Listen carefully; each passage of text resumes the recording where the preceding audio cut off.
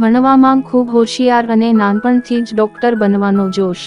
હા, આ વાત રવિ નામના એક છોકરાની છે, જેમની મમ્મી નાનપણમાં જ ભયંકર બીમારીથી મૃત્યુ થયું અને માંગ કહો કે બાપ બને એમના પિતા જ હતા.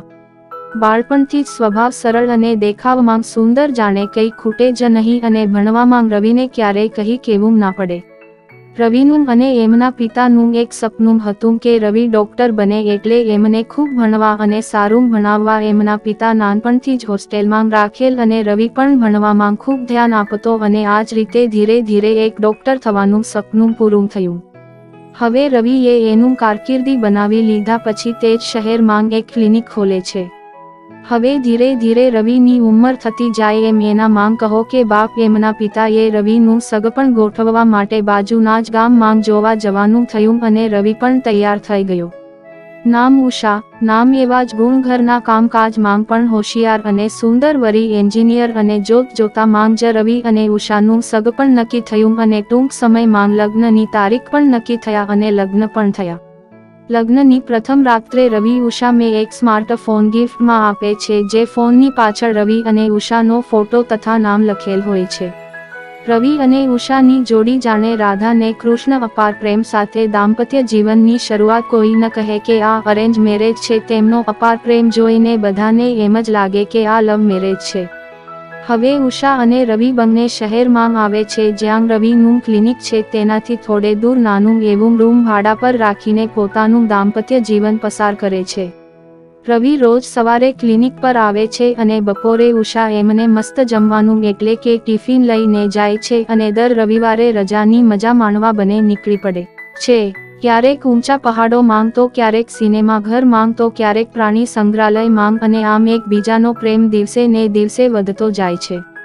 લગ્ન જીવનના 2 વર્ષ વીતતા ઉષા માંગ બનશે એવા ખુશીના સમાચાર આવતા જ બંનેનું જીવન વધારે રંગોથી ભરાવદાર લાગે છે અને ધીરે ધીરે ઘરમાં રવિ પણ ઉષાની તબિયતનું વધુ ધ્યાન આપવા લાગે છે અને હવે તે ટિફિન લઈને જાય છે.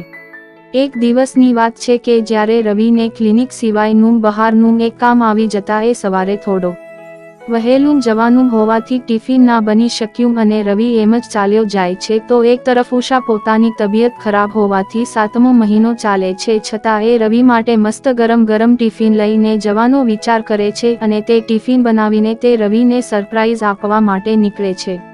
આ સમયે તેમનાથી ગાડી ચલાવી શકાય એમ નથી, એટલે તે ઓટો રિક્ષામાં જવા માટે મેઇન રોડ પર ધીરે ધીરે ચાલીને આવે છે અને એક રિક્ષામાં બેસીને ક્લિનિક પર જવા નીકળે છે અને બને છે એવું કે એ રિક્ષાની પાછળ એક સ્પીડમાં આવતા વાહનની ટક્કર વાગતાં રિક્ષા પલટી જાય છે અને ઉષાને સહી ના શકાય એવું વાગતાં તે ત્યાં જ બેહોશ થઈ જાય છે અને થોડી વારમાં આસપાસ ટોળું એકત્રિત થઈ જાય છે. ટોળામાંથી એક વ્યક્તિ તરત જ 108ને ફોન કરે છે. એમ્બ્યુલન્સ આવી પહોંચે છે અને ઉષાને હોસ્પિટલ પહોંચાડે છે અને એક્સિડન્ટમાં નીચે ક્યાં જઈને પડેલ સ્માર્ટફોન કોઈ વ્યક્તિના હાથમાં આવી જતા એ એમ્બ્યુલન્સમાં ફરજ બજાવતા ડોક્ટર રોહિતને આપે છે અને તરત જ ડોક્ટર રોહિત મોબાઈલનું કવર જોતા જ એમને ઉષા અને રવિનો ફોટો તથા ઉષા રવિ નામ વંચાય છે અને તે તરત જ ફોનના કોન્ટેક્ટ લિસ્ટમાં જઈને રવિને કોલ કરે છે.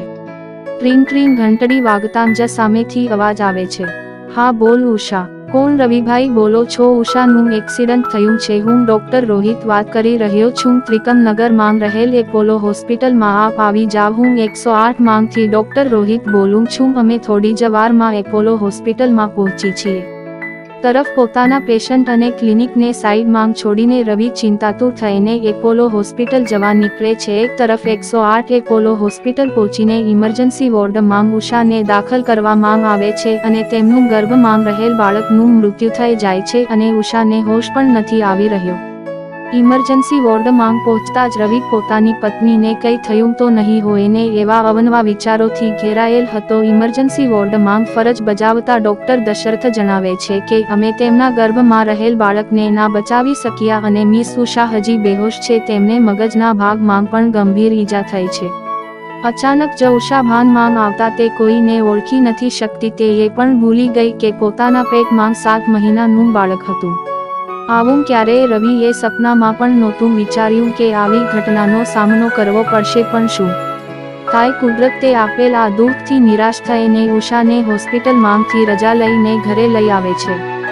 હવે ઉષાને કંઈ જ યાદ નથી રહેતું અને આવા સમયમાં ઉષાને એકલું ના લાગે એટલે સવારે રવિ ક્લિનિક પર જાય ત્યારે ઉષાને પણ સાથે લઈ જાય.